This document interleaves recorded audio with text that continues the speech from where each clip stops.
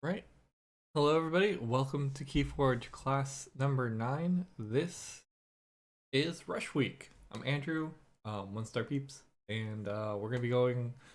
Today is the beginning of Rush Week, which mostly means if you watched my streams before I started doing Keyforge class, I did a series on Rush decks, and I'm basically just going to rehash that. But um, I'm gonna do everything in the correct order this time. So basically, starting this week is going to be a series on archetypes. We kind of roughly did that, like a kind of intro to archetypes last time. Now we're going to dive deep into each of the archetypes. The goal here is to really identify what makes the archetype successful, what we can learn, and then take what we can, then take take these identifiers and see if we can apply them to our own collections, or in this case, just my collection. And then, uh, or that's it. That's the end goal, is to be able to identify these archetypes in our own collection and pull out the best ones of the archetypes from our collection, so we can have good choice. So we can make the decisions easier to pick, for like vault tours and stuff, to make easier decisions on what decks we want to bring. Yeah, I think my current plan is to do so today is net deck day essentially. I've taken 3 decks from that have been successful at vault tours. I think they all made top 16 for sure. Most of them are top 8 or better. Vault tour decks, the Archon vault tour decks, maybe survival, but not it's not too relevant. There might be some importance there, but we're not going to look at that. After that, so the goal is we're gonna look at the top tier decks and really dive into them, dissect them, play them today, and try and understand what makes them tick. And then tomorrow, I'm going to either go into my own collection and like see if we can find anything that looks like that. Yeah, hopefully something that looks like that. And then the third thing that we're gonna do every one of these archetype weeks is I'm gonna find some game footage of some of these top tier decks, not necessarily the ones that we're looking at today, and watch them play and try and analyze what the pilots are doing and how it all kind of works for them.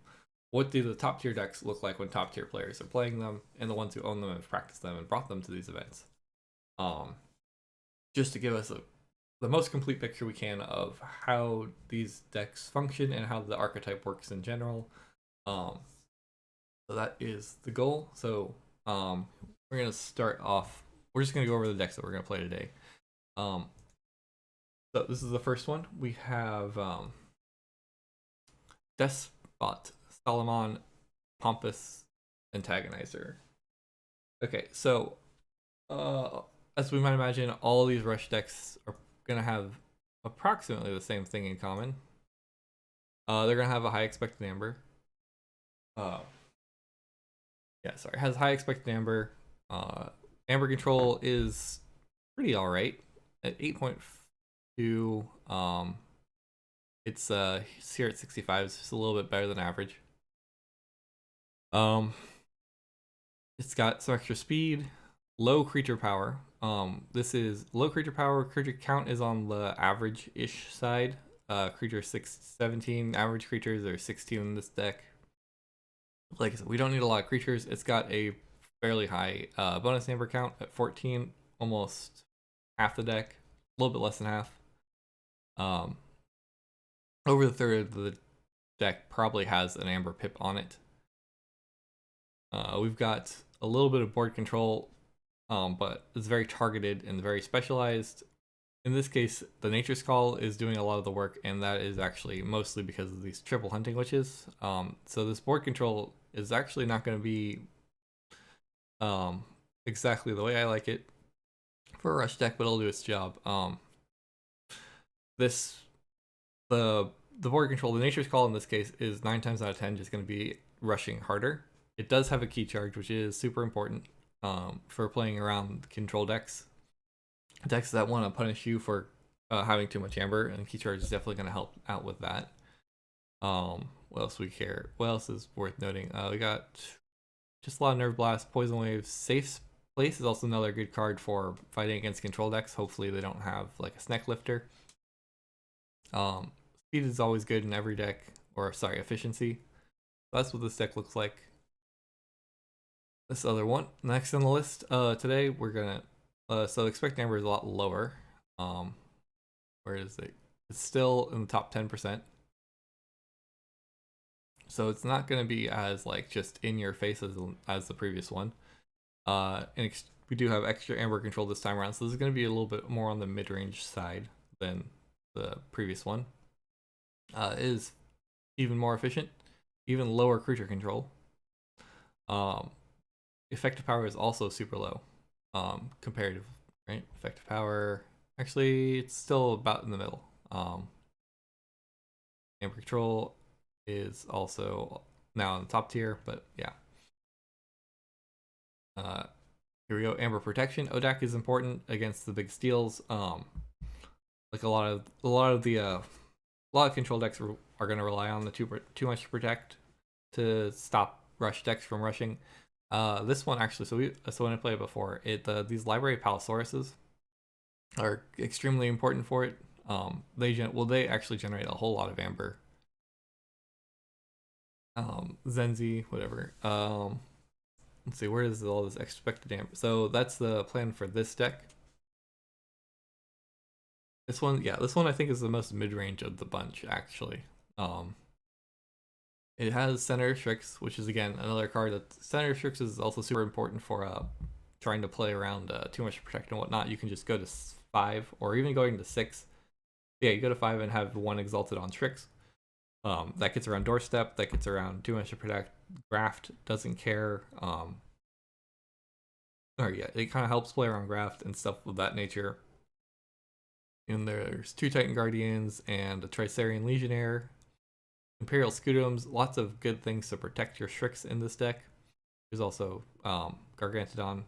Kind of looked at the little bit over here. Gargantodon and ODAC.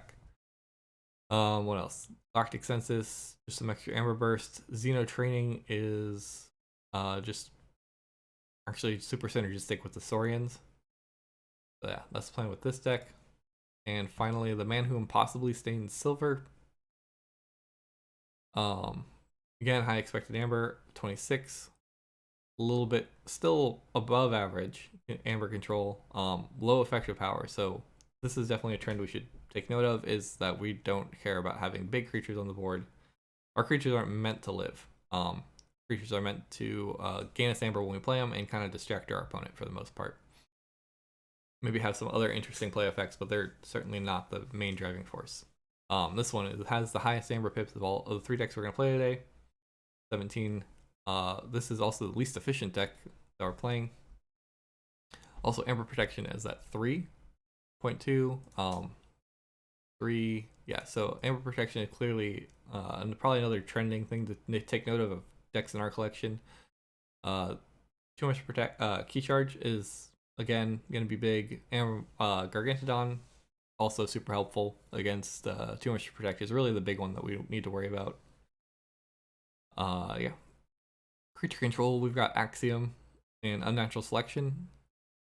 Fangtooth Cavern is probably a maybe. I don't know how much we care about it.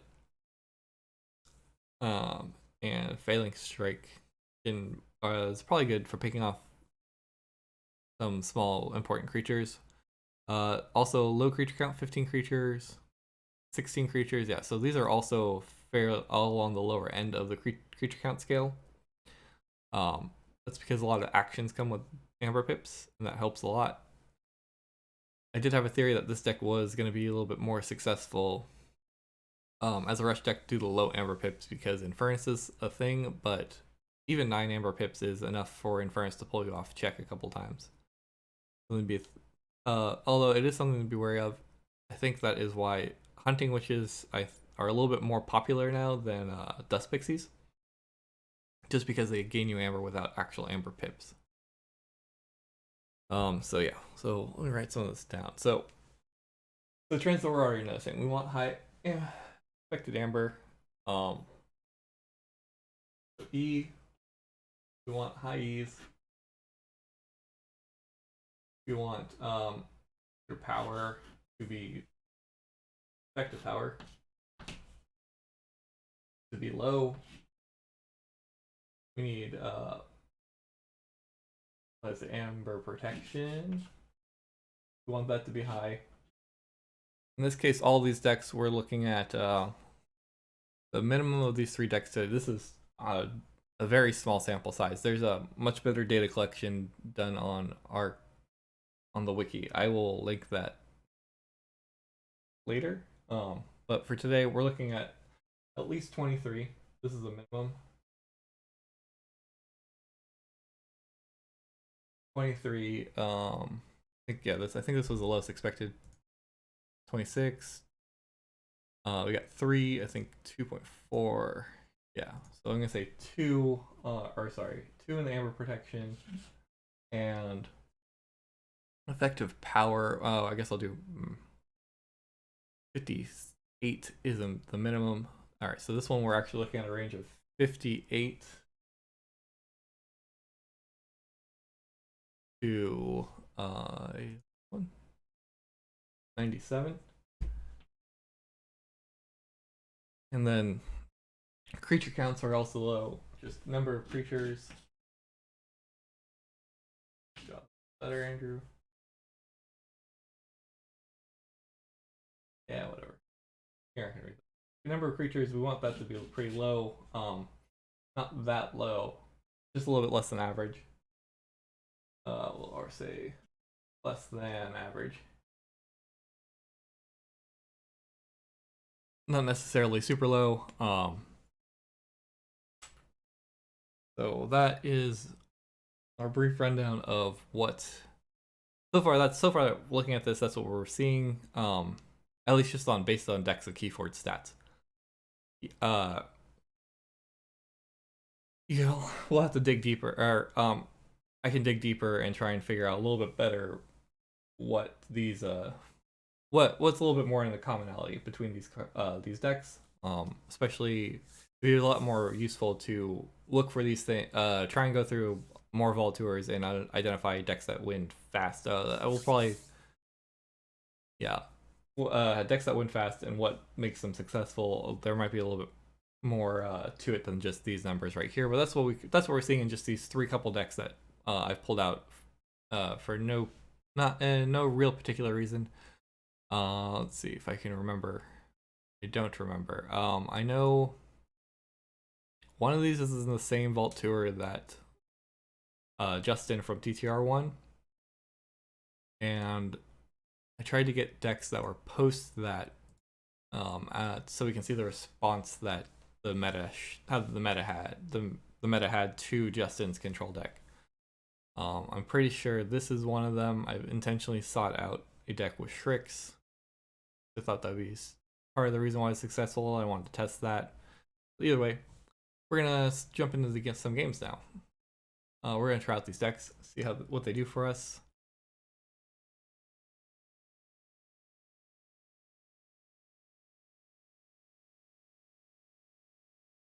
All right. So I think it'll be a little rude to jump into the casual queue with these decks. So I'm just gonna hang out in the competitive queue. We're gonna go in order. Despot. We've got our first opponent. I should have played Unpublished Quantum, but well, too excited. I like playing these decks. All right, good luck, have fun.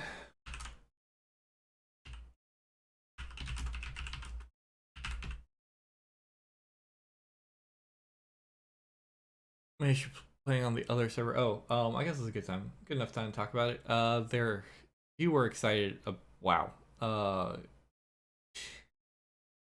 Yeah, we're gonna keep this hand.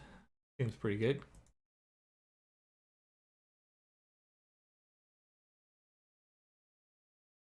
I'm really tempted to start with Witch of the Eye here.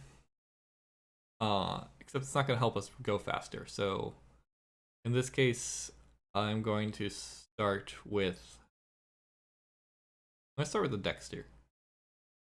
Just because. Or no. Let's play the remote access. I don't care that much. We'll do what we can. We'll hope for the best. So we're gonna gain 1, 3. We'll be at 5 at the end of this turn. So Niflapes, we care the most about this Murmuk. We don't want to be forging. We want to forge keys as cheaply as possible and as fast as possible. This is why it's the bigger threat. I don't care about creatures that are good at attacking. We'll actually deploy 3 creatures that they need to deal with, and they'll only have 2 attackers, so they'll have to find a better solution. They might have more removal in Untamed, but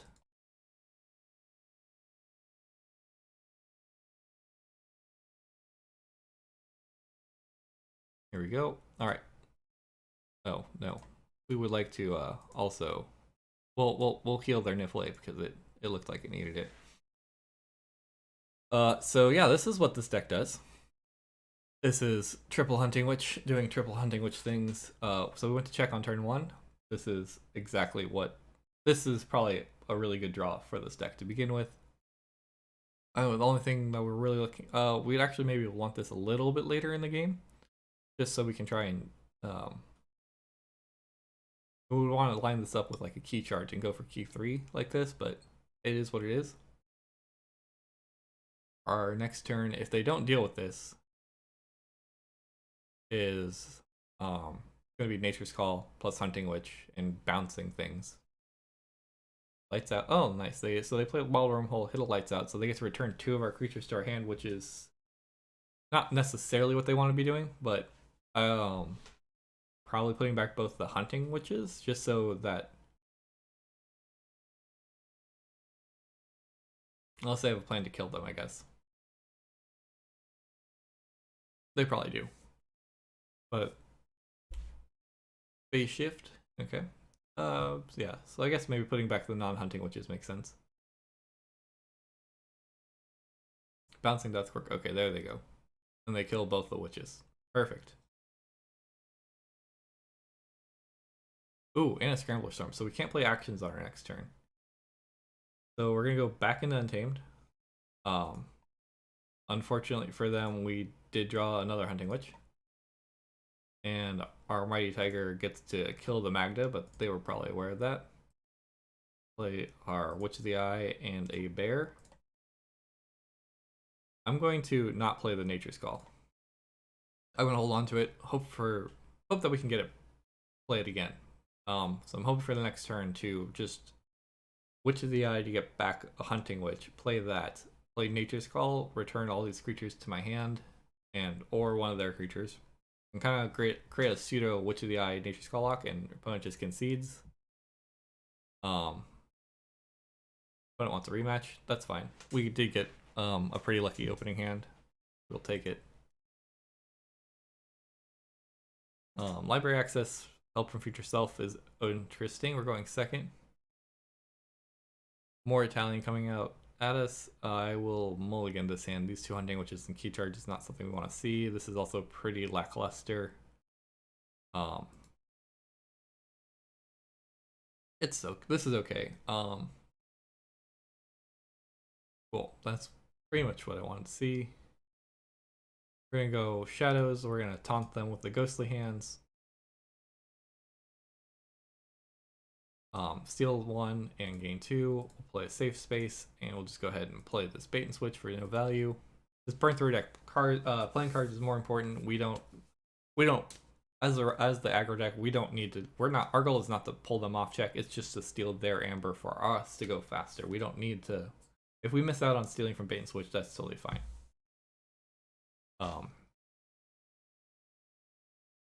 It's like we have a very unimpressive next turn. We would really like to. We're gonna have to probably just play. Probably just gonna have to play Untamed. Library access looks really poor.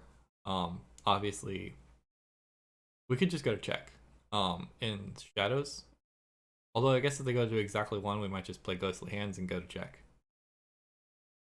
Try that again. I know it's really important to play cards. This is game 3 Amber this turn, and it hopefully draws us either a Hunting Witch or another Logos card. Villainous Whispers. Okay, so they didn't gain exactly 1. So No matter what we do, we're not going to check. But they didn't put any pressure on the board, so maybe the Switch of the Eye is worth it. It's going to be scary for them, at least, and they'll have to do something board related instead of just try and keep up with us in Amber. Although they really shouldn't be able to keep up with us in Amber.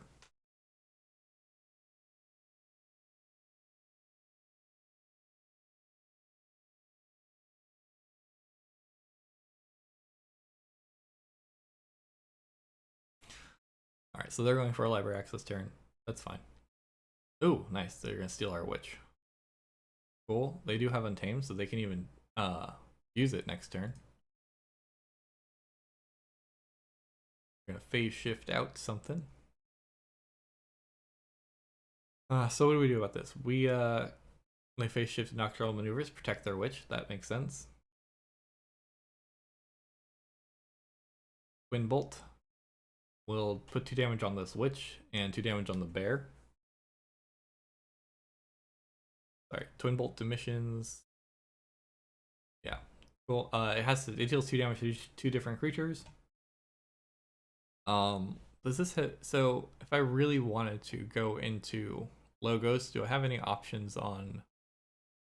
Nope, this deck it does not have. I have Nerve Blast, which we don't have. A little unfortunate, but I guess we'll just go to check. We're gonna go Shadows. We're gonna go into check. Put some creatures on the board. They'll probably Nocturnal Maneuvers these creatures down again. Going to put an Amber on the safe space just so that we have a little extra protection here. So this is going to be gross. Hopefully. So this next Untamed turn that we've got lined up here. Ooh, their own Hunting Witch. Yep, Nocturnal Maneuvers. Oh, Nocturnal Maneuvers number 2. That's cool. They're really happy to have a Witch. Do they actually have their own Witch? No, they don't. I think we can race them. Witch of the Eye Reaps, pulls back Nocturnal Maneuvers, plays Nocturnal Maneuvers to gain 1 Amber.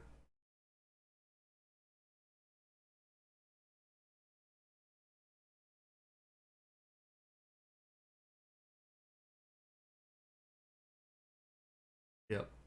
So yeah, I think the plan still is to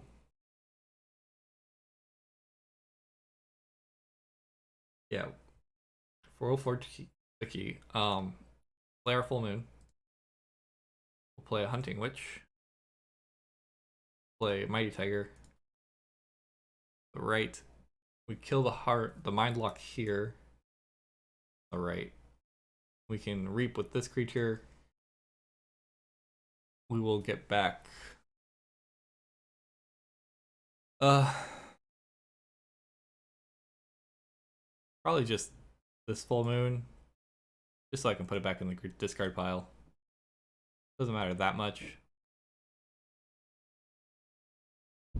We'll get it next turn if we need it. They can play a lot of creatures, but we're going to have this library access turn with a Hunting Witch out, hopefully. Unless they want to trade Hunting Witches.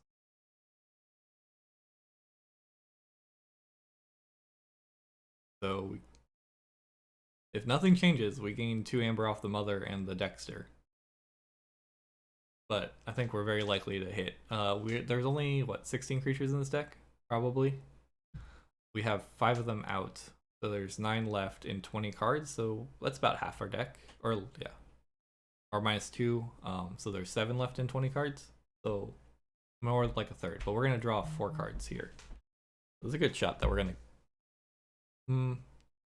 1 and 3 to hit on Wild Wormhole. The rest are... I don't know how many creatures are in logos specifically. That's probably important for this math. Speed Sigil. Oof. That's a risky card. But I guess that's good enough to kill one of our witches. Except they played a bad penny. Okay. That was weird. It can Reap. It's not big enough to kill either of the important creatures. I don't know what that was about.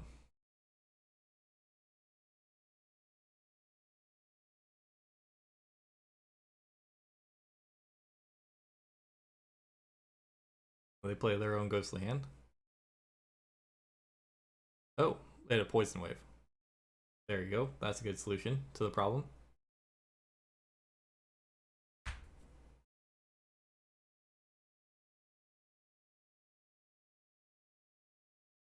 And they're gonna lights out our 2 creatures.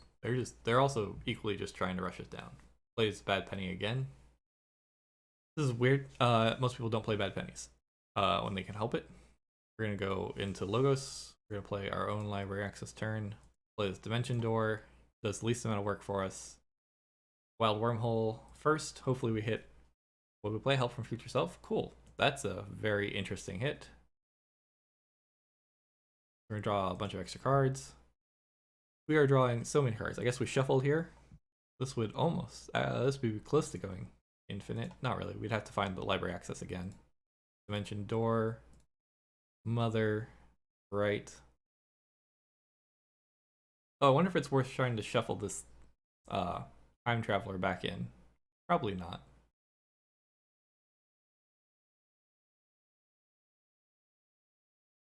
Maybe it is.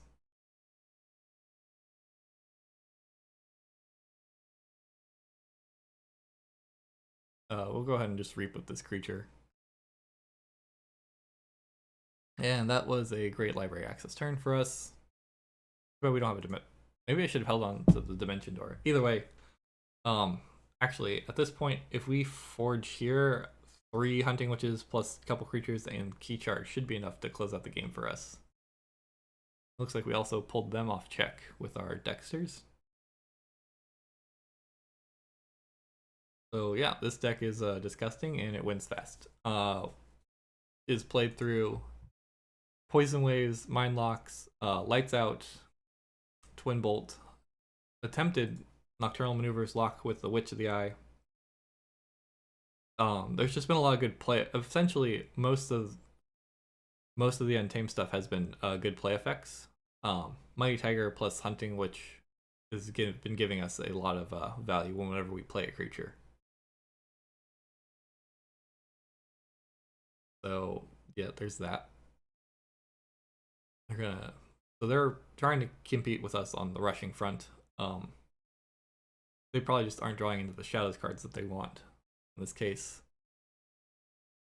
we're gonna win the game here. We're gonna go Untamed, play a Hunting Witch, play a Hunting Witch, play a Hunting Witch, play a Tiger, kill the Murmuk, just for safety in case I missed a and they left the game. Just in case I missed any other key increase costing things, I would like to forge a key, and we win here. So pretty straightforward. You play Hunting Witches, you play creatures, you draw cards. Deck basically does. It's very focused. I guess I should say it's a very focused game plan, right? It's you try and gain as much amber as you can, and then the Logos does a good job of trying to draw as many cards as you can, which helps you gain as much amber as you can. Every now and then the shadows shows up and gains some. Obviously, the double ghostly hands. Right, we'll go back over here. The double ghostly hands is worth a lot in terms of amber pips. Sometimes bait and switch will deal some. Nerve blast, which we didn't actually see any of, will do good work. Safe space wasn't very relevant in that game, in that matchup. Wow, this person is very rude. We're in the competitive queue. We are totally in the right spot to be playing with this deck. We're gonna give it one more shot. This is pretty much classic Coda Rush. Whoa, my frames are dropping. How are my frames dropping? What's going on here? We're gonna start in a second. Didn't help.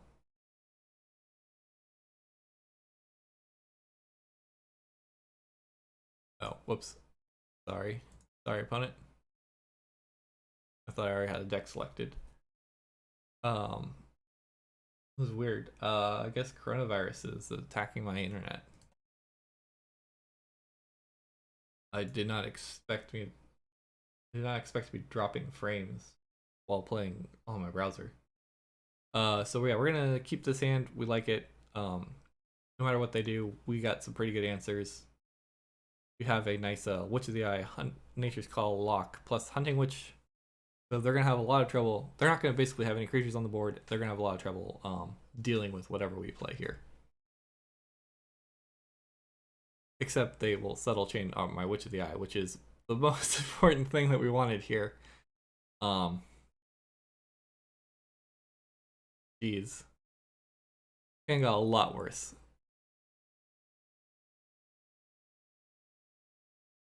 So now we get to steal one, or play Dexter and capture one. I would like to build up for a better Untamed turn at this point. I guess I will just go Shadows. I'm gonna play the bait and switch because Nerve Blast has more value to gain. Actually no, we're just gonna discard this. We just want to get a lot of untamed creatures, but we're not getting there. Yeah, unfortunate. Theater of the Dead also could start eating away at our untamed creatures. Yikes. That is a big yikes here.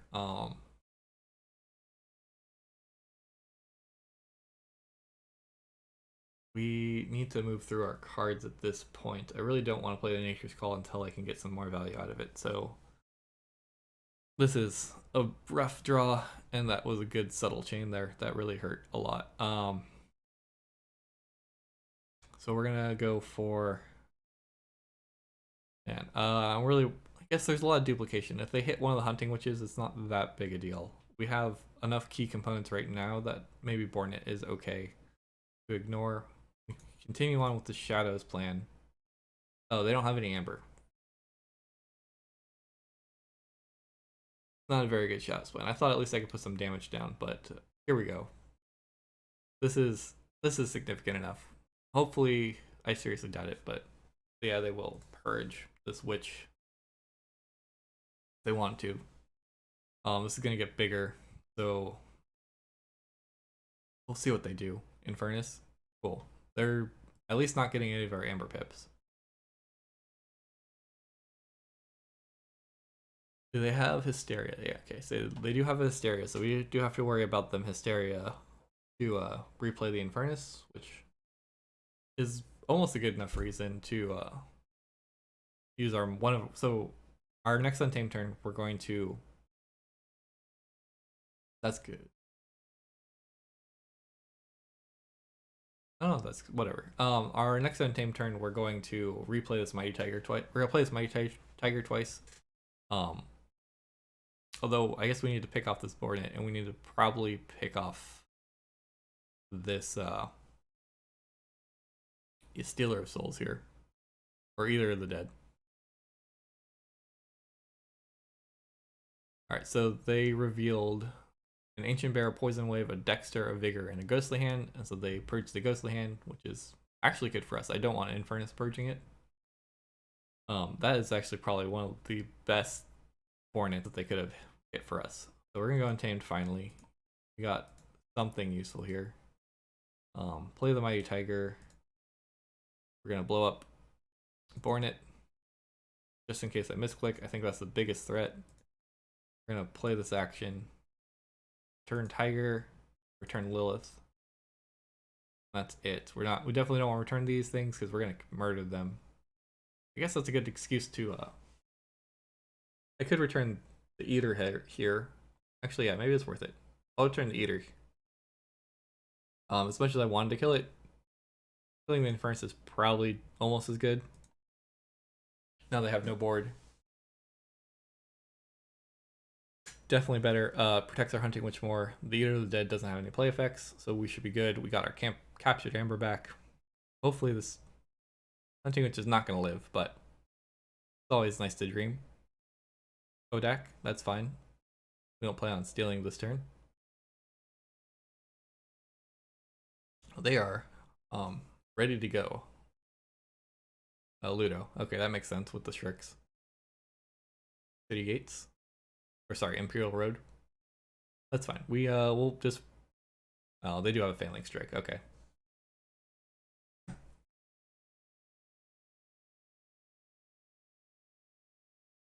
Oh, they decide to exalt. Okay, so they're at check here. I don't think there's anything we can do about this. We certainly can't. Mighty Tiger is not going to be good enough. So I guess they're going to forge, but we will do our best in Logos with this sweet library access turn.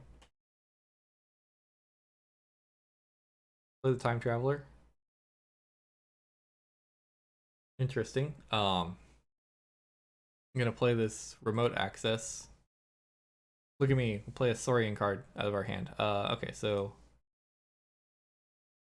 I'm going to play this Dexter first. I don't know if there's anything. Oh yeah, that does pull him off check, but I don't know if there's anything in this Logos package that it's Necklifter. Okay, so we'll just steal their city gates and play a Dimension Door here, and that's it. So we win the check, we pull them off check. Deck's doing what it wants to do. Yeah. While Odeck does stop us from stealing Amber, it does not stop us from stealing artifacts. Our next turn, we get to deal 2, 4, 6 damage to a specific creature and 2 to everything else. Or sorry. Yeah, 2 to everything else. So we could they're going all in on this Shrix here.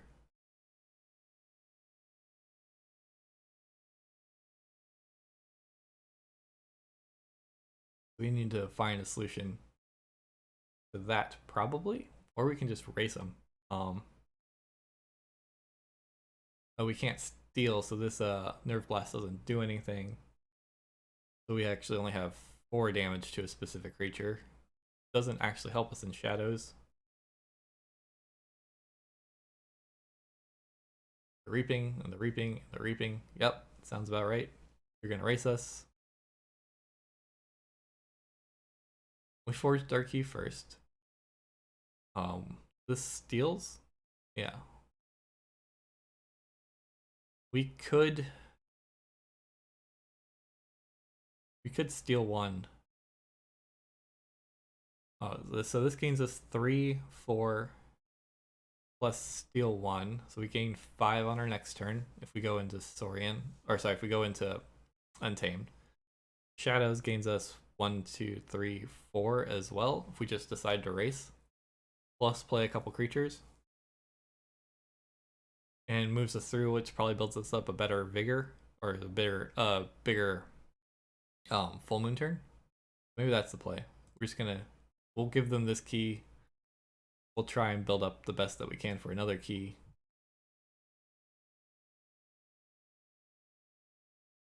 We will play this action, it will do nothing. Play as Ghostly Hand. We're just trying to get on the board as much as we can. We want to end our turn. Oh, it is a Shadow's turn. I will use this Imperial Road because I can. It was great. Hope everyone else enjoyed it as much as I did.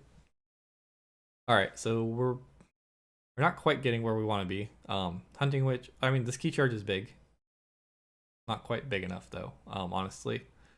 Hunting Witch, Full Moon with no creatures in our hand. That is real unfortunate. We might just have to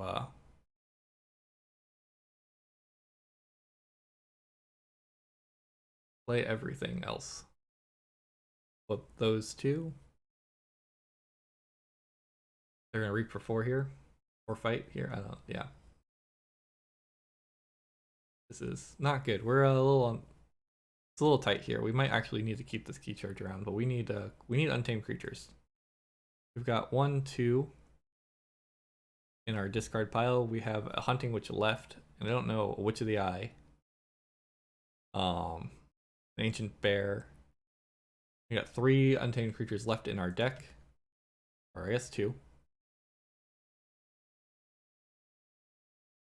Have the Shrix. They're about to forge another key. We still can't steal. I'm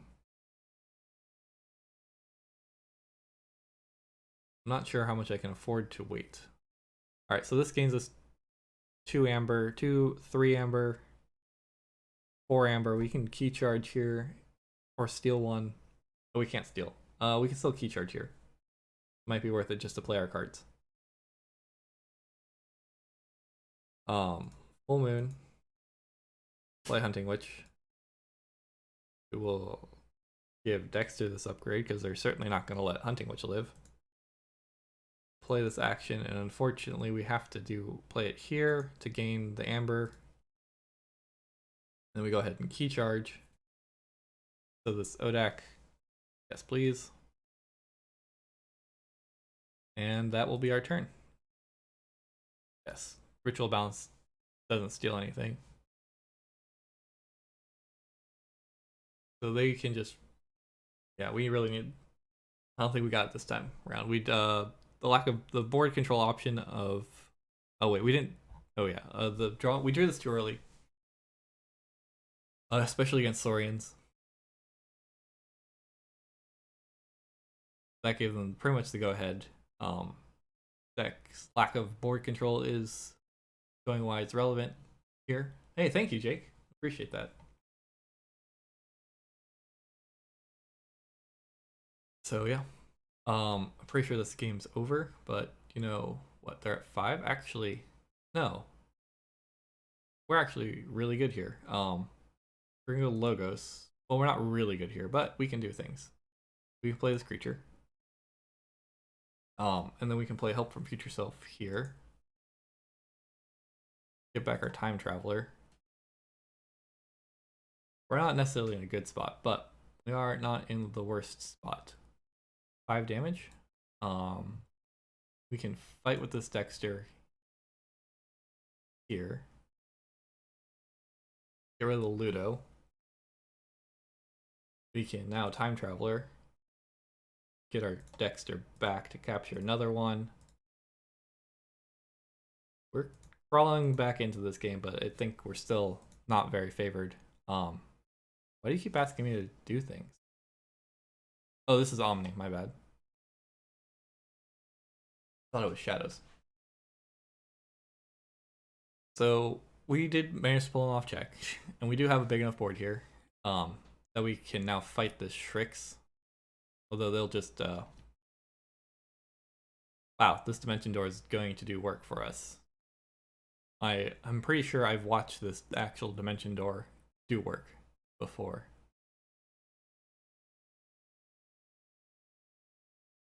Alright, so Logos. This is something I'm sure they never expected to see happen.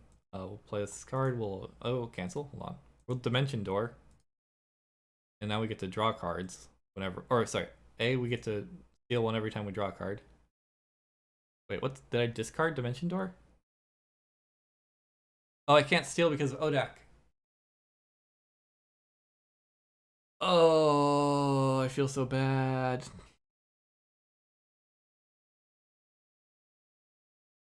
Wow. Wow, I could have done it too. I could have fought Mother, fought Doctor. I'd fight Mother, fight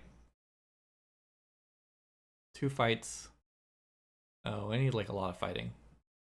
Okay, I didn't have the answers here. And now I actually don't gain any Amber because I'm dumb and Odak exists and I'm sad. Yes, I would like to end my turn in shame. That was real bad. GG. Good job, opponent. I forgot about Odak. Odak was a champ.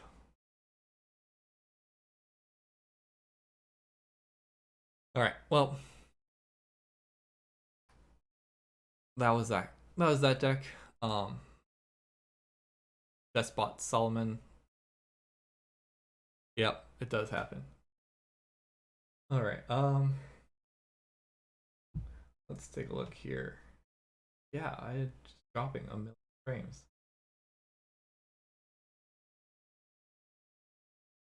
Okay, well, we're gonna just jump in again. So now we're switching decks. We're gonna go, I guess just, this is the order I have them in. We're gonna go in this order. So that was pretty straightforward play hunting, this was pretty much straightforward play hunting, which is gain Amber, have a good time. They got on the board, so we definitely felt the lack of board control there. It's very relevant in the current meta. This one, I'm not sure which Vault Tour this one's from. This might be from PAX. Alright, so we're gonna switch over to this guy. This is the most mid-range of the ones we have. Maybe we should do that one last. We'll do this, this is what I think the more standard Worlds Collide rush deck looks like at this point in time, and then we'll start transitioning into the mid-range stuff later. Competitive, start. So the man who stains silver, possibly stains silver. Things to look at. Damage protect is what. So 17 raw amber pips. That's mostly fuzzy Groon is helping a little bit in that select area. We have an unnatural selection for actual board control this time around. Double Ronnies are going to be super good. Or super helpful. Sorry, I don't have sound on, so I might double check back over there every now and then. Cauldron Boil, I don't see a lot of damage out of hand. There's Pestering Blows, which could work well with the Cauldron Boil. Tributes with tricks is probably the best thing to hope for, so it's important to pay attention to where Gargantodon is happening. Other big creatures, Yahtzee could Yahtzee, Rustnar, or sorry, Fuzzy Groon are all creatures that can be bigger in our deck than tricks, so something to keep in mind with the tributes.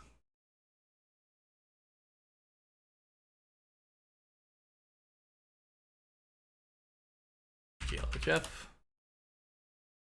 Alright, so looking at that, we do have a lot of small creatures. I'm not a big fan of this Fangtooth Cavern here. Looks pretty low impact. This does not look like any. This doesn't. I don't have any creatures in here that I want to play turn 1. I'm just gonna mulligan this hand. Yahtzee is a lot better. Custom off. This is actually interesting. Real quick check. Why not? There's a life ward, a key to this. It's 2. There is just skeleton key. There's 3 artifacts, but they don't have any amber yet, so they have them now. They can probably just play it first. So we're gonna start shadows. We're gonna start with the Yahtzee, and we've drawn to one of our tributes. Life ward. Oh, missed out a little bit there. Nudge. Interesting. Okay, well, you know, if they want to return our Yahtzee, that's fine, I guess. We could just steal one here and play Customs Office. We need to move through our cards is really the thing. We have a second tribute. We probably don't care that much about Axiom at this point. Axiom is not worth the snudge. So yeah, I'm gonna go Saurian here, just gain Amber. Regrettable Meteor, Tribute here. No thank you. We're just gonna lose it on this next turn. Discard the Axiom. Tribute number 2 is really not what we need to see right now.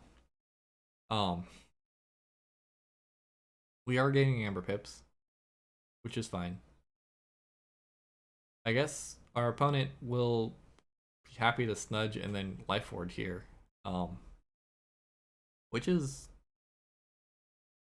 we can deal with. We actually are we have 0. We just have the 1 creature in hand. Once this comes back, we'll have 2, but they decided against it, although they are still playing Life Ward. Dominator plus Biomatrix backup plus Deep Probe to look at our hand. I wonder what they chose. They chose Untamed, which fortunately for them was the only house with Deep Probe discards all cards of a house, all creatures of a house. The only creature we had in our hand. Cool. I guess we can. We don't have a lot of options here. I'm not interested in playing Tribute when they're just going to bounce it back to our hand. I guess I could chant and move some of the Amber off of the gang. Still just try and gain Amber, play cards. Yeah. And this board I also don't think the Shriek, so maybe it is just better to go Saurian in this case. This is rough. Play this action. He will continue. No thank you. We will chant. And we'll just put it on the... See how the Mind Warper likes it. That's pretty much the best I can do. Alright, so we got a little combo-ish going on now. We can Pestering Blow, the Mind Warper, then Cauldron Boil it on the following turn.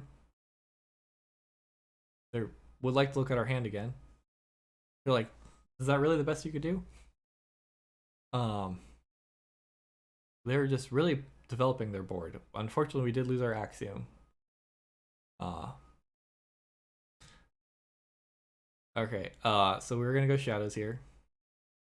Going to Customs Office, play Into the Night, so this Dodger can't fight, Sludge can't fight.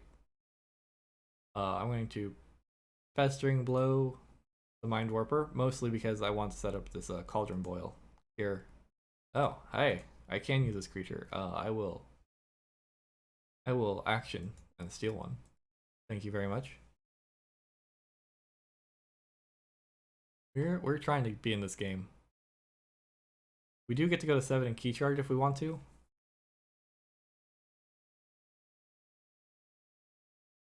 Only Shadows. Oh, sorry. Only Shadows creatures can fight. So this Dodger can fight actually. We're gonna go Dis. I've been waiting for this Dis for a while. Schuler steal one. Nice. Sludge puts back. What did they put back? Oh, okay. Oh, they returned Customs Office and then they feared our Yahtzee gang. Okay. Cool. Do we care about them gaining Amber? Or do we care about them forging a key? I guess we just want to play cards, so no big deal. Play the gang, play risk clocks, play our cards,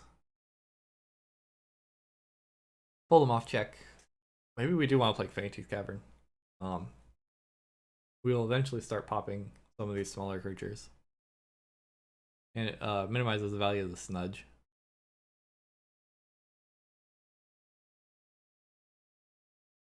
Snudge fights, Snudge returns nothing? Okay. Snudge could return Drumble here, I think. Oh no, they returned my artifact.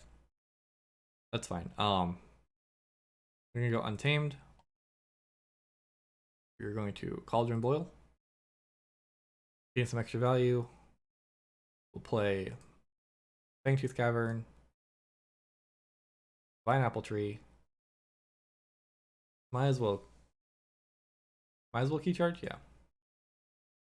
We're gonna key charge here, mostly because I was scared that Snudge was still out and I didn't want them to return to Drumble. Start blowing up their creatures.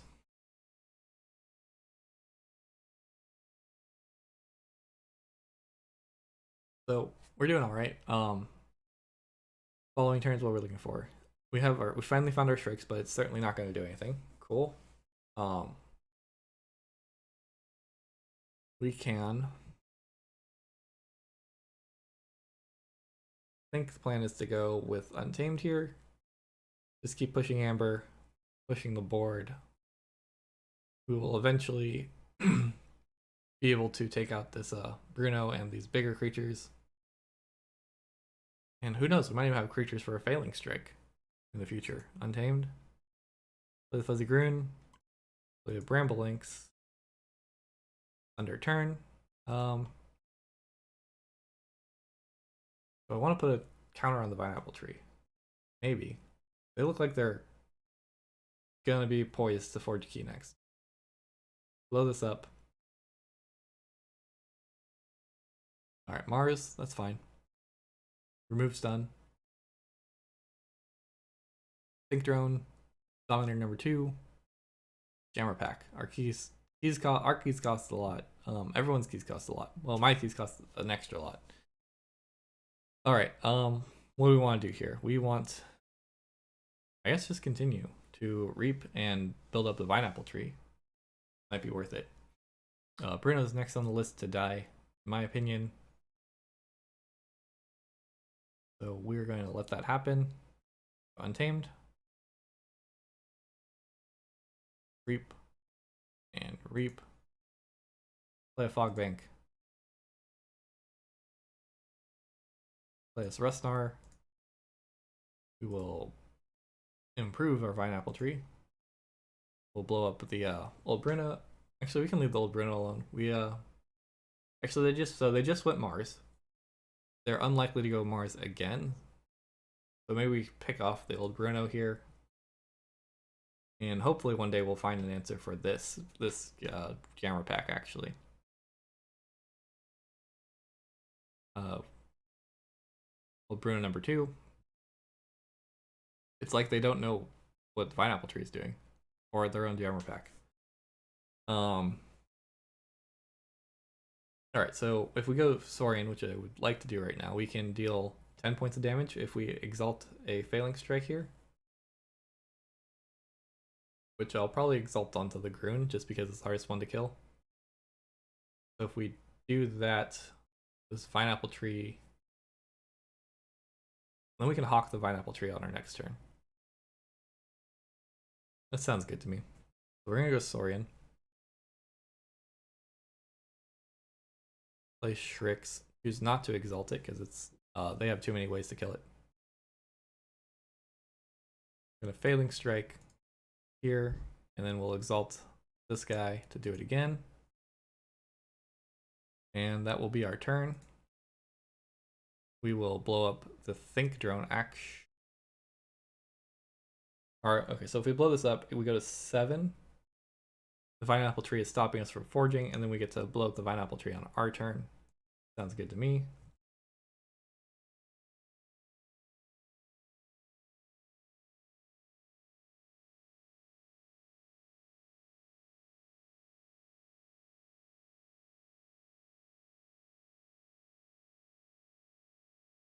And a Dilophosaurus? Sure. You're gonna fight us a bunch of times. Ember Imp. That's cool. You only play 2 cards this turn, huh?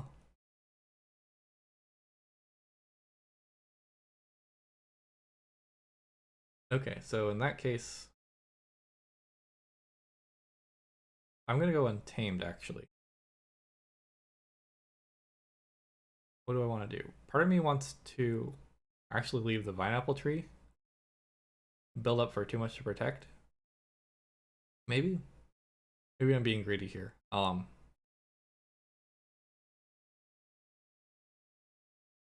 so plan is play Harmonia, gain 1. No, we're gonna be forging first. So we can't make that happen. So they'll get to forge, we'll get to forge. That's the game plan now.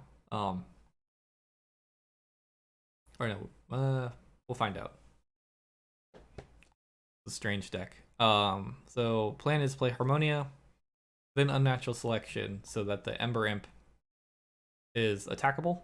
Then the Rustnar can fight it, and then we'll blow up maybe the Fangtooth Cavern. It's done its job at this point. If we blow up the Pineapple Tree, what happens? If we blow up the Pineapple Tree, there's a very good chance that we forge for whatever the Pineapple Tree cost is, which is going to be 8. Although, actually, yeah. Maybe we blow up the cavern. Alright, so we're going to go Untamed. We're going to play this Harmonia, because it gains us 1. And then, hey, thank you for the follow, or subscription, Jake. That's really, thank you. It means a lot. So Unnatural Selection here. We're going to keep the Groon, the Rustnar, and the Bramblelinks. The board's evening out. I don't have a lot of faith that the Harmonia is going to do a lot, so that's why I'm deciding to not keep it. They get to keep oh yeah, and the Ember Imp, because we're just going to kill it. So these creatures, Rustnar here is going to fight the Ember Imp. We'll blow up our I'm gonna blow up the cave, gain extra amber. We're not gonna use the cave or the Pineapple Tree here. We're just gonna hope they go above and let us forge. We just want them to play into too much to protect, honestly. I think I'm gonna fight here, mostly because I don't want their Cooler fighting into the Fuzzy Groon and trading to gain value. And yes, I'll end my turn.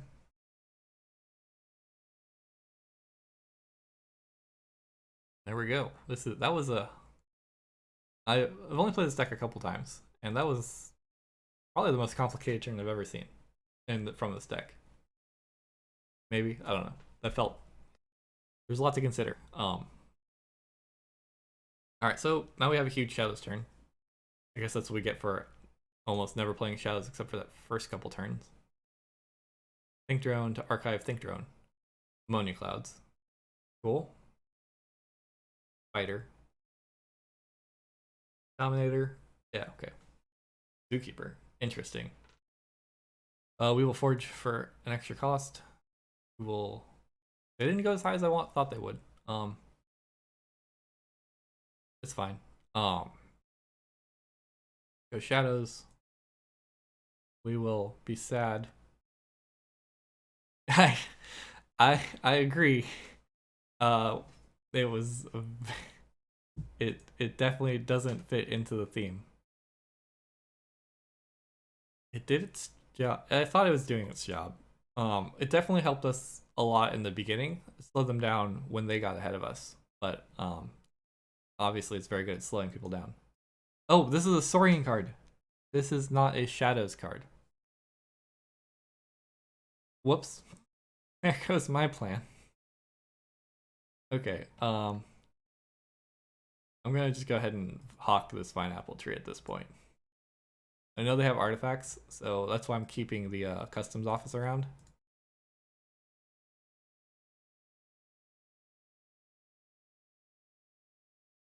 Ugh, this hand size thing. Oh, that's what I'm gonna blame. Definitely. I missed that this was a Saurian. We play Keyhammer. Cool. Interesting. I thought for sure they were going to. Oh, the Keyhammer to all on the spider. I thought for sure they were going to Zookeeper the Simon. What is the game plan now? We could still go Shadows. We could Shadows Simon fight Snudge, and then special delivery the Zookeeper. Pestering Blow the Spider. We can play some Saurian cards. I like the Shadows play. Let's see what they have in their archives first. Actually, maybe not. Let's do the things that we're probably gonna do no matter what. I really don't want to accidentally say play a board wipe out of their deck and then lose the Simon, say like another Ammonia Clouds, and just ruin my entire turn. But random card from archives. We played Think Drone. Oh, I forgot about the Think Drone. There we go. I forgot that they put that in there. We knew that was there. All right, we are going to anger the spider. Oh no. And they lose a Nerve Blast. Cool. We're getting there. Maybe playing the Gargantodon would have been worth it. Moon Cursor. They're very determined to get at us. How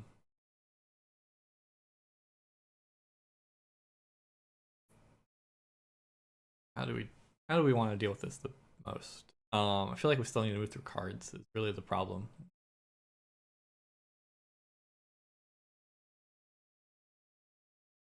So if we go Shadows Fight on their next turn, they don't get to play Dominator because this goes on top of their deck. So then we can go Shadows Fight again to get rid of the Spider and get all of our Amber back.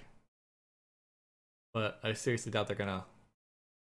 We could fight Fidget here. It's a very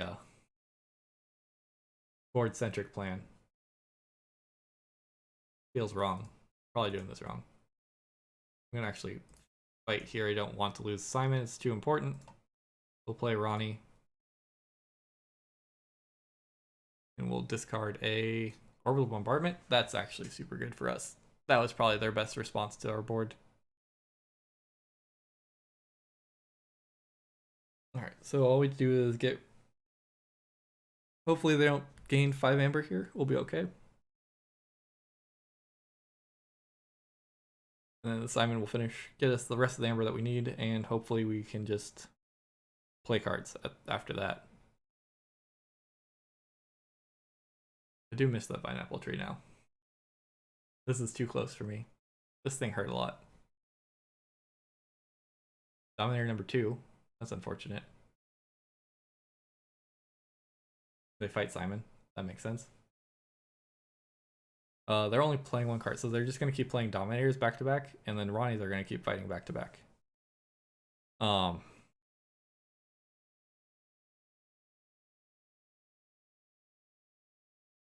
They didn't reap for 1, but they did have Pestering Blow. All right, let's just keep it. This is the plan. Oh, that's unfortunate. Right here, and we will get to this spider eventually. Dominator. Biomatrix backup. They reap for 1. Shadows. This feels. I feel like I'm definitely doing this wrong. Oh, hold on. Get a Dominator. Nope.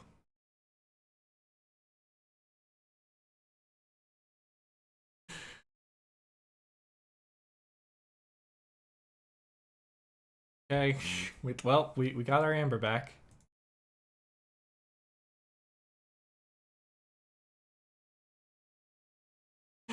This is in the competitive queue. Ah, we did it. Hitting not too much to protect was it. That was their game plan.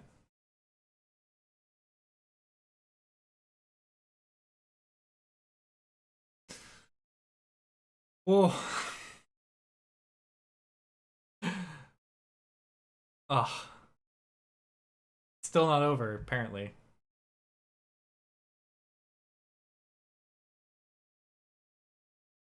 Well.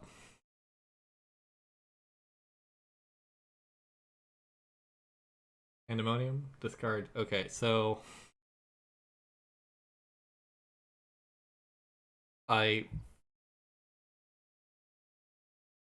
Okay, so new plan. Wow. God.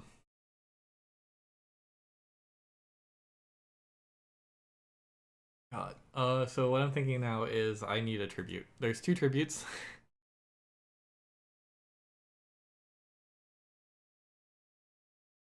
Yeah, that's what I'm thinking right now. We do have this might be it. I have 2 tributes to hit.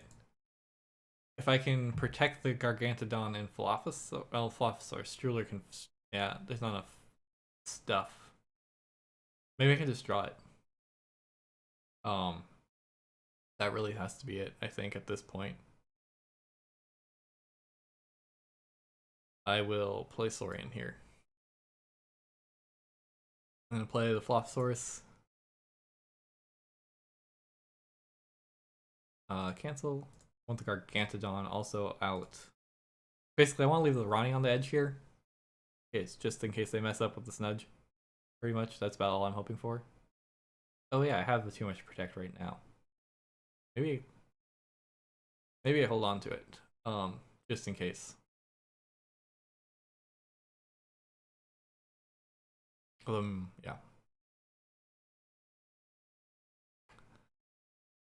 I need this Dilophosaurus. I need them to ignore the Dilophosaurus so I can find my tribute.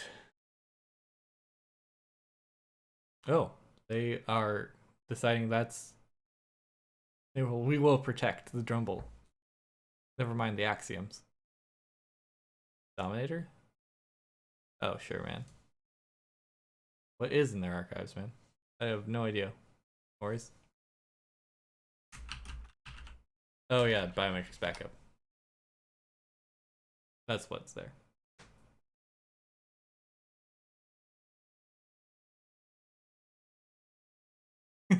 They will not let that happen again.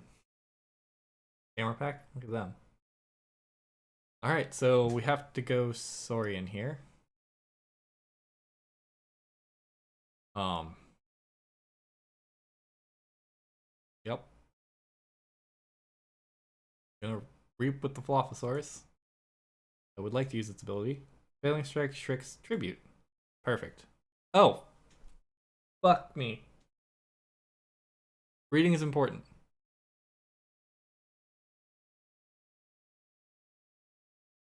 Yeah, that's fair. I want in case if they reap for like 3 here, I would have it.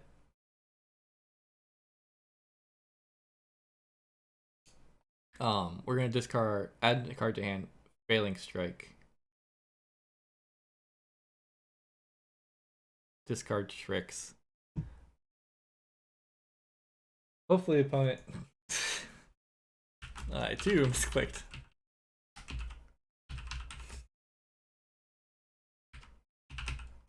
Slash didn't read prompt.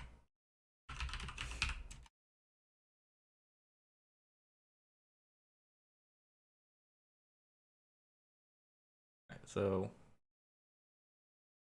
move this. We'll move there. Boop. Thank you.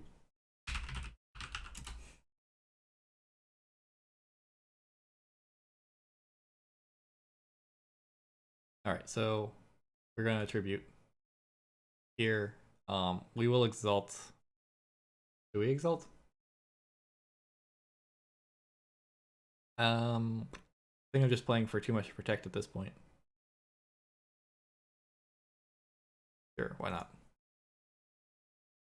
We will chant. Move this to here. Mostly because I feel like, yeah, I feel like my plan for this next upcoming turn, if I can make it happen, is like Regrettable Meteor plus 2 much to protect. Although, yeah. What do we want to do after that? We have no way. Raptor could fight. That would cost us the Exalt. We get to actually, yeah. We're gonna fight Nudge, Exalt, reuse Shricks. We're gonna reap with this creature. I would like to use its ability. I would like to archive a interesting. I'd like to archive Pestering Blow, I guess. We're gonna add Special Delivery to our hand and discard that other card. Really hoping for Tribute number 2, but I don't think we're gonna get there. We will reap with this card. We will not use its ability. We do have Failing Strike, so we should be able to take out both of these creatures. Get all of our Amber back.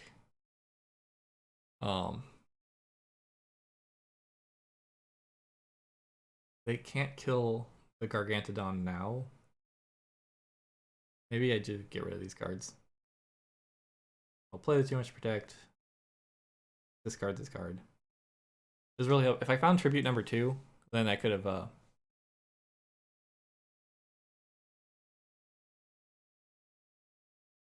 I'm dumb. I messed up that turn. Hold 100%. Didn't I? Oh no. Yep, I did. I messed up that turn 100%. Could attribute post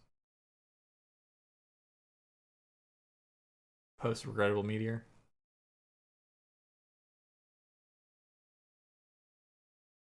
Well, whatever. We got this key charge. That's sweet. So they didn't go to check. So we're gonna go Saurian again. Yes, we would like to take cards into our archives. We will reap with this creature. We will use its ability. We will archive Unnatural Selection. We will add Axiom to our hand. We will then, well, 1, 2, 3, 4, 5, 6, 7. Perfect. Play Failing Strike. 7. We will exalt. Yeah, I'm surprised that they let me use the Flophosaurus so much. I think I'm going to actually exalt the Simon. I'll just keep exalting the Gargantodon. Or no, the Flophosaurus. That's the right one. And we'll blow up the Drumble. Going to reap here. I will exalt it. You. Although I guess I'm just playing into too much to protect at this point. Creep here. Play Axiom, because why not? Get rid of the Jammer Pack. We will ward... I guess we ward the Gargantodon is our biggest investment. We'll end our turn. Are we sure we want to end our turn? No, no. Right. I keep forgetting about this guy. It has a passive ability. Hopefully I don't have too much to protect again. Is it still in the discard pile? Yes, it is. Okay.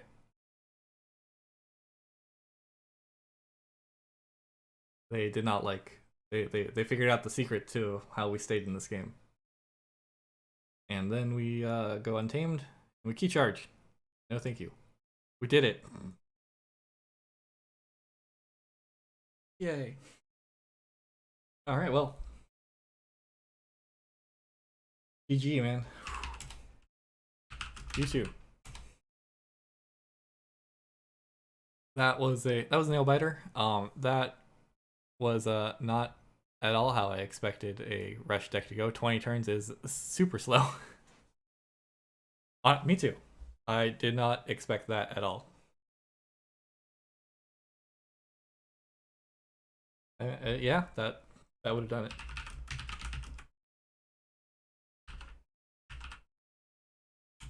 I've done it for sure. I'm out. I've got Arani.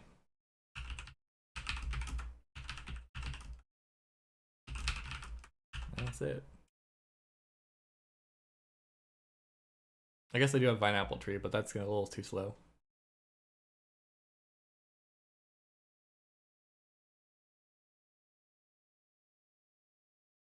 Yeah, for sure.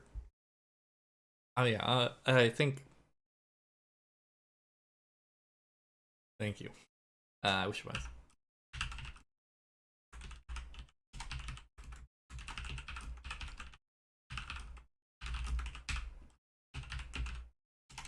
All right. Well, yeah. I wish this was my deck. It'd be fun, but yeah. So, what do we learn about rush decks? From here, from that day, from that game, I have no idea. That it's nice to have a backup plan. Have some control options are always nice. Don't let Philosophosaurus live. Card advantage is still important. Times it. Oof. All right. I'm gonna switch decks here. The last deck we have for the day. This guy. That's true. That's a very good point. Having a secondary game plan. Oh, looks like someone joined real quickly. Oh, we need Connie. I don't know. Crony. Don't ask me to pronounce things. Alright, so what do we got here? We've got Galactic Census. So we're going first. Kankan's Blaster could be interesting. Alright. No problem. Thank you for coming by. Hey Mortivis, how's it going? One person leaves, another person enters. We're gonna start Quant because I want to play Kankan plus Kankan's Blaster, and they won't have Amber, so Kankan's not very relevant.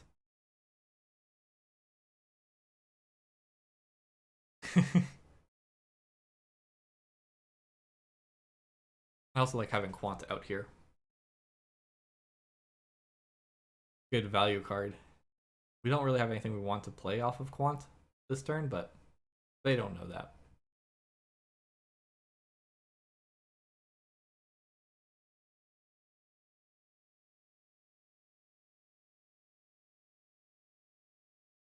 We're gonna try our best to go fast. Amber Pips, creatures.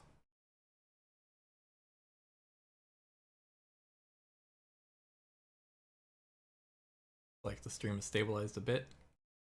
Breaker Hill, Pestering Blow. Cool. So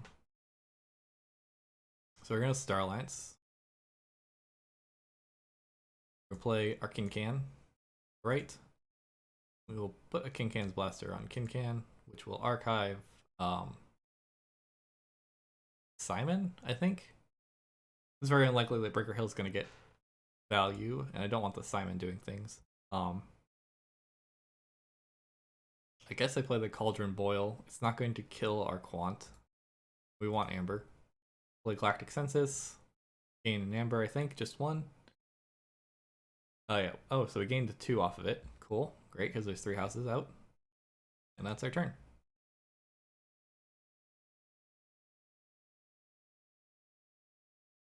So next turn is definitely looking like a Logos turn. We're gonna put Academy Training on Kincan here. And then we'll be able to use Kincan's Blaster to pop the Breaker Hill.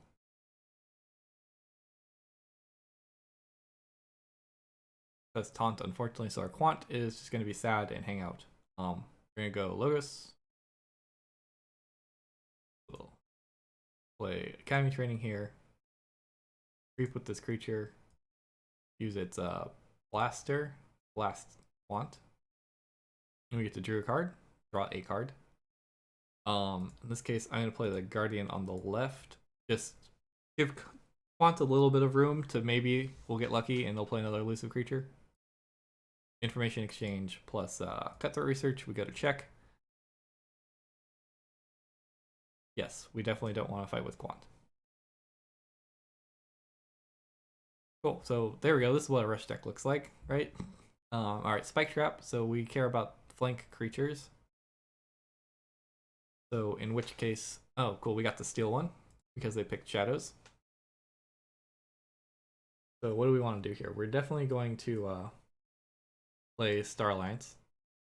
We want to protect our Kincan from harm.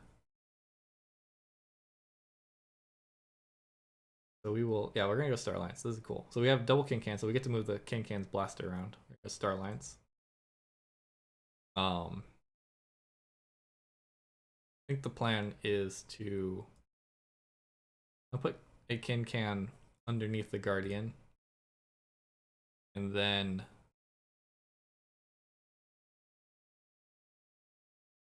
I'll play Melina on the right to protect this Kincan.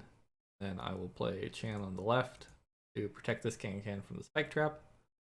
Oh, I can't. This is now a Logos creature, so we don't get to hop.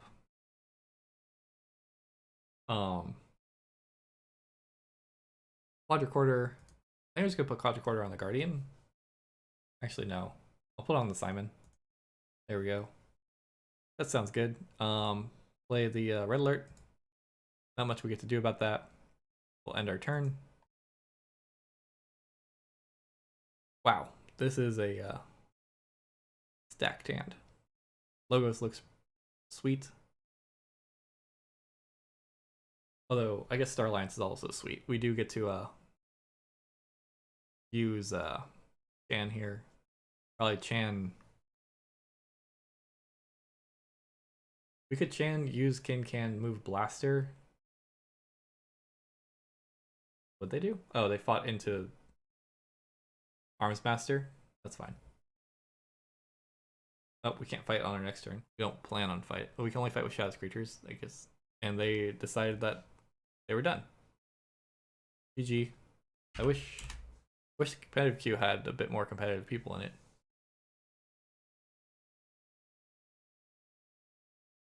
Alright, well. I guess I should be playing on the KPI servers. So let's take a look at this deck a little bit more while we wait for that to pop. Okay, I didn't miss it. Alright, so yeah. That was a lot faster than our first game was a lot faster than our last game. So yeah, Expected Amber doing its thing. We did hit a lot of Amber pips early on. We're going to hopefully do something similar. We had a lot of good board control from the Kincan and the Blaster. But also, what else? Worth noting. Oh, someone's here. I missed it. Cool. This hand, we have our Saurian Dream Team here at the end, so we're gonna mulligan this. 3 Shadows cards are fairly not interesting. I guess we could go first, play Fidget. But yeah, I'm gonna mulligan this. We got our Vine Apple Tree, which just did a lot of work last time we saw it. Alright, we're gonna start shadows though. We're gonna scare them with the Yahtzee gang. Or Yancey gang. So what's the next plan? Lay of the land. The next turn is probably just going into Untamed. Build up Amber, build up board a little bit. There is a Ghost Hawk in here, if I remember right. Or no, there's a Song of the Wild. So we would like to have a big Untamed board. Maybe that's something to think about. Oh. Wow. Well. Failing Strike for 4. Maybe? Yep, for 4. Wow. And Scootum. They're all in on Kirby. We could just fight this Kirby and get rid of it. We could Pestering Blow and make this Kirby fight us.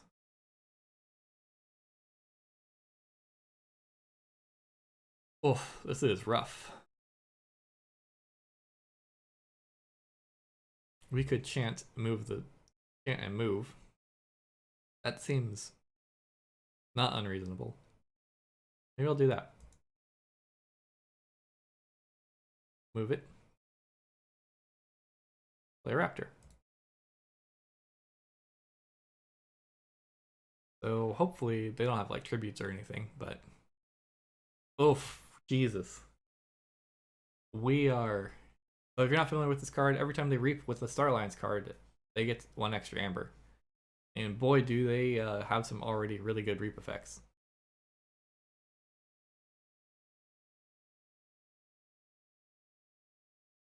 Okay. Wow, that was a turn. Oh, I need to move through cards. I need to camp. Holy shit. Okay, so plan. We're gonna go Saurian. We can.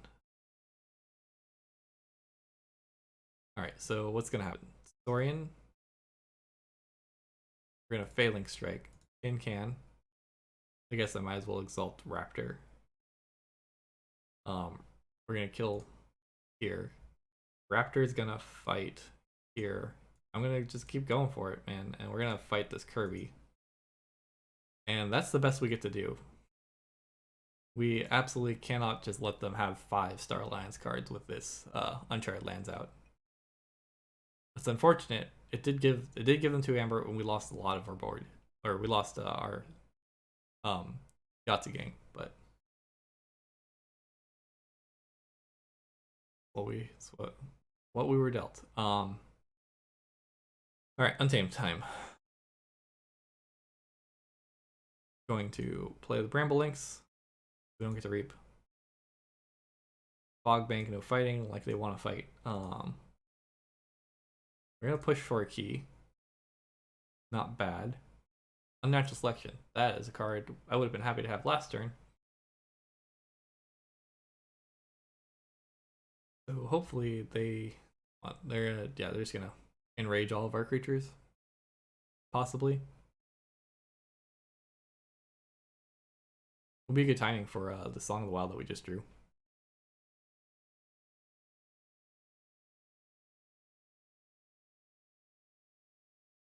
They're gonna rush. They're rushing. We're not too far behind actually in terms of Amber. Jiggleprigo reaps. Jiggleprigo does not enrage. Bricks reaps and probably does not exalt. This Fuzzy Green can just fight it. I don't think they're interested right now. Ooh, library. That's good. Interesting choice. Oh, plus exile. Plus regrettable meteor. Okay, do we have anything for that? Axiom, chant, tributes, too much to protect. Okay, so we need to find our too much to protect. We're gonna cycle through cards. They have to fight. We could, Unnatural Selection, keep this alive. Maybe that's worth it. And then too much to protect 2 is elusive and 4 power with 2 armor. We definitely need to get rid of this Broxodon if that's our plan. And Scuzzy here can probably fight something afterwards. Fight the Kirby. That's the game plan. We're gonna go untamed, unfortunately. We're gonna play Song of the Wild. We'll gain 2 Amber. Play Unnatural Selection. We'll keep. Keep. They get to keep Kirby, Shrix, and Preco.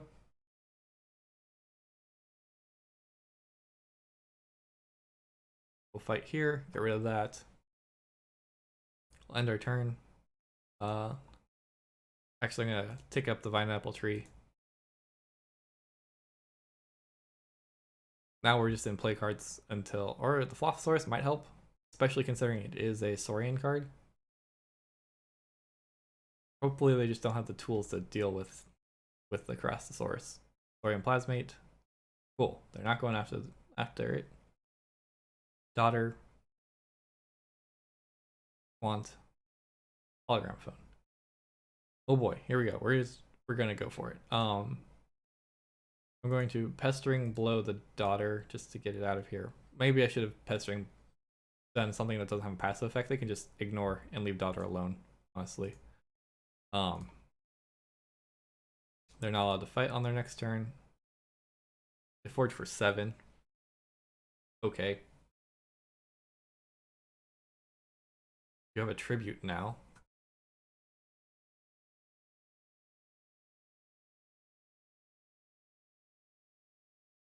This is rough. I think we can pull back in. We have to play the control game, though. Double tribute plus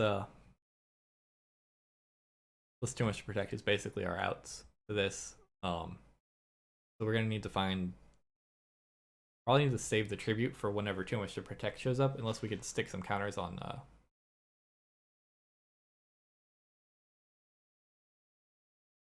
Wait, what? Processor is 4 power. Oh wait, what'd they do? They can only do 8 damage. Oh wait, they could only need 6. Gotcha. Right. Okay, well. This captures 4. That pulls them down. Math is hard. That's just enough. They'll be at 7. Plus the Shrix. Yep, we didn't get there. Jeez, this is was a good check. Good draw. I guess we have enough time for another game. Indeed. Yep. I don't think, yeah, we could capture 4. They go down to 11. That was a really, yeah, we couldn't keep up. We're not going to play a reversal game. Yeah, we also, that's true. We did have to give them a lot for that. For that, Uncharted Lands. Alright, this is the one we want. Yeah, this is the one we want. Star Alliance is good. Card advantage is good. Although they had Amber advantage or whatever. They came out faster than us and they had all the answers. We really need our too much to protect. They certainly kept up the pressure, kept us from having the time we needed to find our answers. 2/2 hand. Raptor Gargantodon. Gargantodon's probably good against this. My assumption is Coda Shadows. Nope. AOA Shadows. Still probably good. Though it does Nombo with this. Maybe I do. How much stealing? How much do we care? 2/2 key charge is basically a mulligan already. Yeah, I'm gonna mulligan. There's a couple cards in there I didn't want to see. This is medium at best. Yep, good luck, have fun. That hand actually might have been just an average hand. It's probably being greedy. We do get to play 3 cards, so that's a thing. But this Pestering Blow is unfortunately going to basically make them fight the Simon, which is a card that did a lot of work for us that first game. And we didn't get rid of the key charge. which is something we definitely wanted to see happen. Looks like they mulliganed as well. So hopefully they might also be off to a bad start. That's something I should consider more. Shall the safeguard. You must fight with it. We'll get cards out of our hand, hopefully draw into something. Well, okay.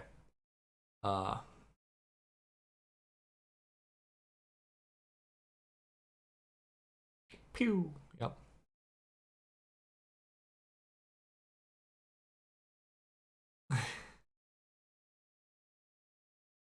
Yeah, this is not gonna go well. We're gonna go untamed and we're gonna lose our key charge. We're going to lose our unnatural selection, but we gained an amber. Yep, you can keep that. I'm very nice. Very generous of me. Play Cauldron Boil, play a Bramble Link, so that doesn't do anything. We just need to move through our cards until we find Hawk is gonna be good. Mostly I'm excited for Hawk if they don't use this turn. Because I would like to keep the Subtle Maul up.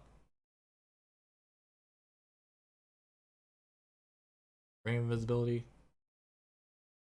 Alright, well, that's fine. I guess I could Axiom.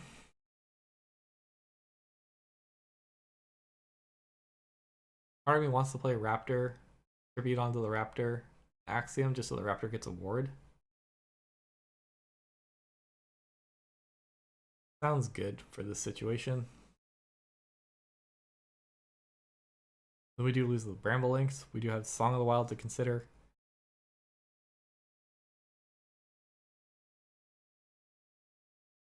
Maybe I just... I think the... let's find out. We'll do it this way. Oh, whoops. That's definitely not what I meant to happen. Oh, that's one for Amber for them. No, I guess I played too much to protect. Be sad.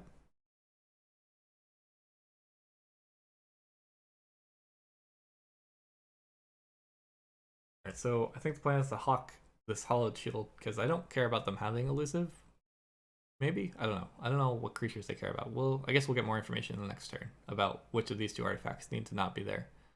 Hollowed Shield is fine. We have a lot of creatures. This guy is... A lot of hopes are riding on this guy, although our out to that is right here, so... We need to forge some keys real quickly.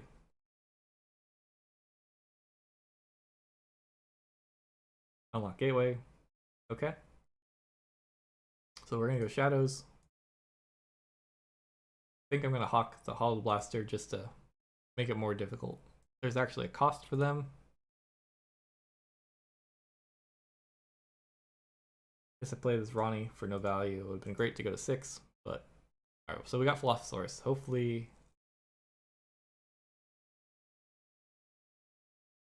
Philosophosaurus should give us enough speed if they don't play anything significant. They kind of did. Incredible Meteor. Potion of Invulnerability. Okay. Healing Blast. Their creature has elusive. Okay. So I think I'm gonna go Saurian. My theory here is if they want to spend Cermeros fighting Bramble Links, that's fine by me.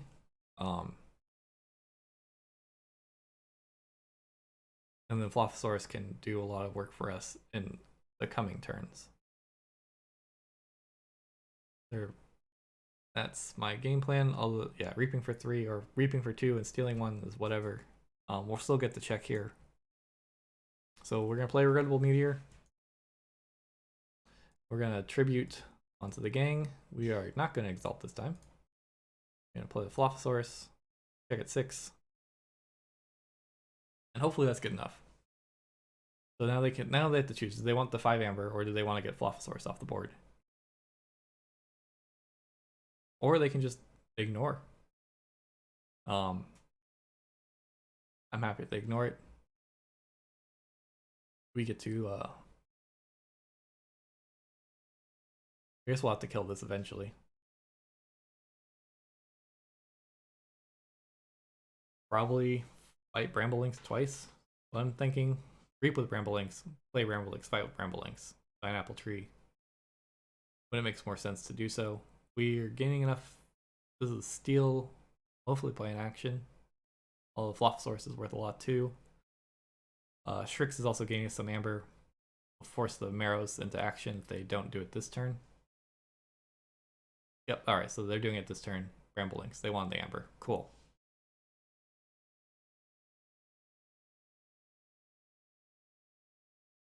Ooh, plus a blinding light. That's good for them. We're gonna go Saurian again. Gonna reap with this creature. I would like to use its ability. Quester, Fangtooth Cavern, or Song of the Wild. We would like to archive the Song of the Wild. We will draw the Quester. I will play Shrix on the left. We'll choose to exalt it, mostly because the Marrows can't kill it this turn. Play Gargantodon, no more stealing. Oh, they turned off our stealing. It's definitely not as bad. So now if Maros wants to fight here, I then now have the opportunity to fight with, say, Quester or Flophosaurus, really. Or Failing Strike is actually going to do the job on our next turn, but we weren't playing to that.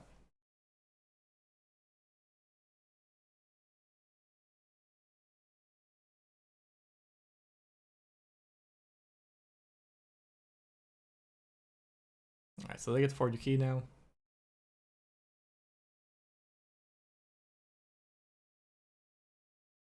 Our goal is to probably just reap. Go Saurians, reap 3 times, remove a stun, kill Sir Maros. Keep building up an Untamed Archives. Maybe. The Song of the Wild's good enough. Maybe we can just ignore that. Maybe build up an Untamed Hand. Trying to figure out. I do like the Song of the Wild, and I do like what it potentially represents, but that might be a little too hopeful. Nefru, that makes sense. Dust Imp. So this Nefru is going to force me. That's cool. It's going to force me to Failing Strike that first, but not that big a deal. 6, 1, 2, 3, 4, 5, 6, 7. Cool. We're going to go Saurian. No, thank you. I'm going to use this card first, just so we get some more information. Custom Office, Into the Night, and Rustnar. So we're going to, I guess, we'll archive Into the Night. We'll just have situational cards sitting in our archive. We'll draw the Rustnar. We'll probably go Untamed on our next turn, is what I'm thinking, and I don't want to have to pick up Song of the Wild to get it. Play the Failing Strike, kill the Nefru. We will exalt onto Shrix. We'll kill Maros. We will reap.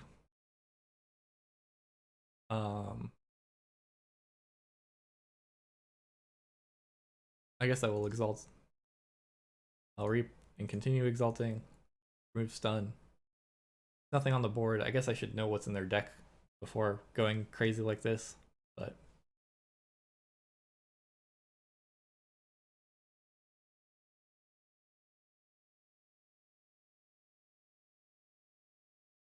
and there's Binding, Exhume or Tanu. Oh, Exhume Ronnie. Indeed. We're not here for sensible plays. Oh, Banish. There we go. Put Tricks. There you go. Alright, so Ronnie captured 2. We can capture 2 with our own Ronnie. Are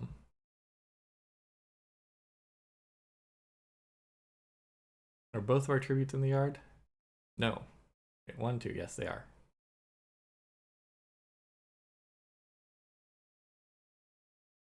Maybe we just keep going Saurian. Sounds good enough for me. When you have 3 Saurians on the board, you reap. Or you use them. Chance, Special Delivery, Harmonia. We're gonna archive Harmonia.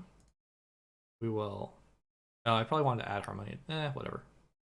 I guess Harmonia is another... It's not going to get any value. We're going to add Chance to our hand. Maybe special delivery was the better thing to add. I'm going to chant this one over here. Gargantodon will go ahead and fight. We will reap. Exalt, go to 12. And hopefully that's good enough. We do need to find, we do have, I need to go to 6. Bird of Investors, Bird of Investors, wow, go to 8. That might be it.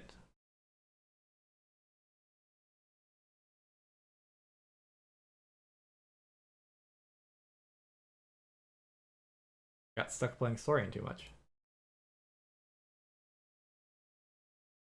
We do have a key charge, I think, in this deck, but we lost it.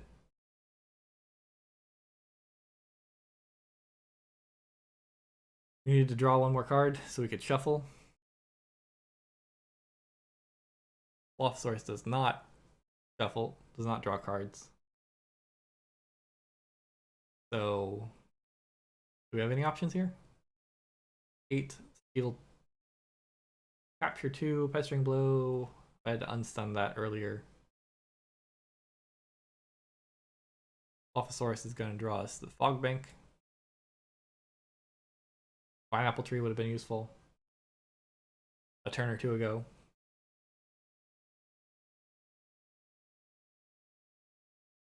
Those furtive investors, man. Where'd they come from? Double furtive investors. That was it. That's it, man. GG. We'll concede. Good job. And that's pretty much it for me today. Oof. Today's probably full of a bunch of misplays. I'm more than happy to, for those who don't know, doing giveaways. Clip a misplay that I make, send it to me, let me know. Biggest misplay of the week, I will give that person a deck. I'm gonna send all the decks out at the end of the month. So yeah, today's probably a good day for that, especially when I'm playing decks that are not my decks, but I guess that's what we learned about today. So yeah, this deck definitely needs to, doesn't need to.